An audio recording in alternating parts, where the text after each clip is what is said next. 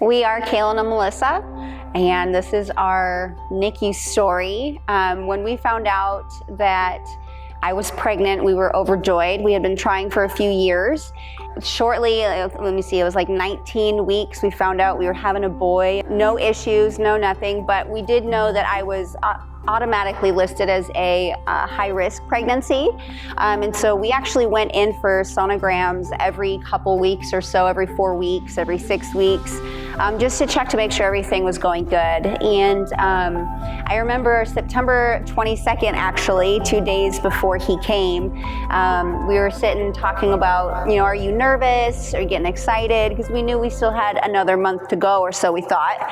And he said he was not nervous, which I was very surprised by, but I was getting nervous about the whole situation. And the next morning, actually, I woke up to my water breaking, which was fantastic. And so we took our time because I was not in labor, just my water had broken, and we got to the hospital. They confirmed my water had broken, and then I was there for a full day. I was ready for an epidural, let's just put it that way. It went from me having contractions with no pain to a whole lot of pain very, very rapidly. I knew that there was potential for a C-section. I was prepared for that. I had gotten an epidural already, and so I was like, all right, well, when are we doing this? And he's like right now. And so we went in, we had a C-section, and he was born on September 24th. He was just shy of 5 weeks early, and so he had to be in the NICU.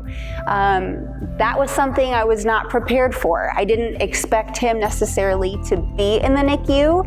And so I think that took me by surprise. My kind of experience after that was a little bit strange at first. I was very thankful to have a really good nurse, though, because he was not brought to me right away. And they put a camera in his little bassinet for me to see him right after, I think it was even 24 hours after. They're like, we cannot bring him to you. And I had had a C-section, so I was still also trying to recover. And our one nurse found out about that and said that is not okay, and ended up getting him rolled into me so I could see him. It did escalate very quickly. As he got into the NICU, they never told us how low he got, but he did dip below 5 pounds quite a bit. I remember for me specifically, one thing that really shook me was,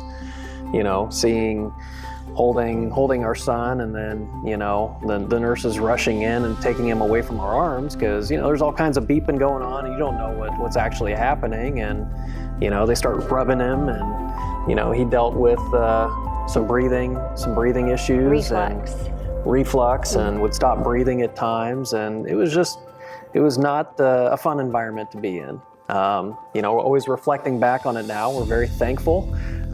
Some of the silver linings, he didn't have to be in a quiet, dark, environment to fall asleep. I guess he started sleeping through the night pretty regularly because he was used to all kinds of noises. Over time, we were there for roughly about 4 weeks. I learned how to change all of his sensors on his body, the tubes, everything from the nose tubes to his feeding tubes to oxygen, all the monitors. You learn all of the crazy, I guess, machines and stuff that they have him on. So I remember he had jaundice, so he was in the little tank for a little while with the blue lights and the little goggles on his face, and I had to ask what that was all about because I had no idea, and this was our first kid, and really had no expectation, but really also was very clueless. But as I was there on a daily basis, I hardly ever left.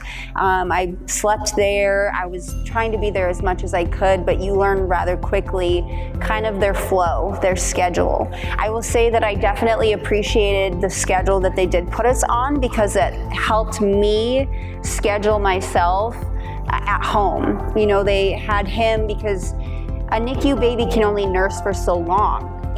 because if they nurse too long, they start to burn calories instead of gain calories.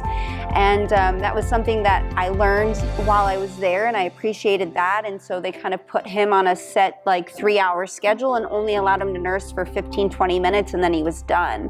And so that helped us out when we got home. Just 4 weeks after that. It was really scary though, because he kept having reflux situations, and he had to be clear of only 24 hours of these episodes where he would have reflux, and then he would hold his breath. And that's when they would come in and take him without saying anything at all, just come and take your baby from you and start rubbing him down to get him to breathe again. And I remember that was just I don't know, it was really scary, because you take a baby from the NICU who, is supposed to then not have these breathing issues at home, and they didn't have all these monitors and stuff back then. This was over 10 years ago now for us, but back then they didn't really have a lot of monitors you could bring home with you to make sure your kiddo's oxygen's okay. And so when we got home, I remember not sleeping for a long time. They created a thing called the Tucker wedge. It would put him at a certain degree angle in his bed that he got Velcroed into. That helped out a ton. He was put on medication right out of the hospital as well. And so I just remember going home after he was they called me up, said, hey, he's been, free from any episodes for 24 hours. He's free to go home. He's cleared. And I was like, wait, only 24 hours? He could have an episode tonight. Are you sure? And just being so anxious about bringing him home and making sure that he was safe. But he's healthy man today. He's 10 and a half years old now. He sits up to here on me. He's a big kid now, and he's loving life. Yeah, for us, it was definitely a journey, to echo what she said. When he came home, it was just constantly looking at him, because there weren't the monitors or the sensors, and keeping your hand on his belly to make sure he was breathing. Yeah, just always constantly looking at him, listening, watching, just kind of anxiousness. And I think he was in the lower 10 percentile of everything for a long time, and now he's in the upper 90s as far as size and weight and everything, and perfectly healthy. Amazing kid, gift from God. One piece of advice I could say for those having to go through a NICU journey: know you're not alone, and there are tons of people out there who you can lean on and have support from. Don't be afraid to open up and talk about what you're worried about. Don't be afraid to talk about, you need support, you need help. People want to be able to help you, and that is what this program is all about. Yeah, I think faith is a funny word.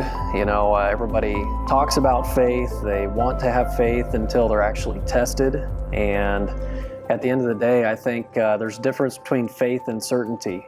I think we all want certainty, but faith is tested when we don't know exactly what's going to happen. And so my piece of advice would be, you don't know exactly what the journey is going to look like, but if you just take it a day at a time and just have faith that things are going to work out okay, it'll make your journey a lot smoother, and for not only you, but everybody around you.